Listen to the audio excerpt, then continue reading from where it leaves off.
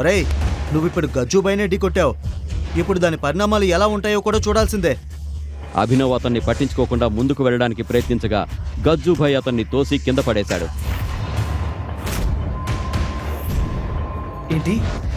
ఎందుకు ఎందుకు చేస్తున్నారు మీరంతా ఇలా? వీడికి అందమైన భార్య ఉంది, ఆమె కోటీశ్వరరాలు.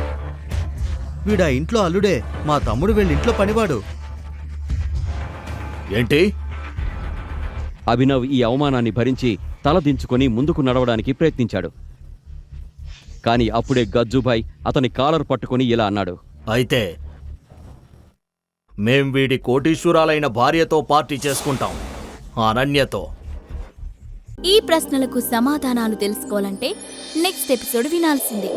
క్రింద ఇచ్చిన లింక్ ని క్లిక్ చేసి పాకెట్ ఎఫ్ఎం యాప్ ని ఇన్స్టాల్ చేసుకోండి. Stay tune to pocket FM.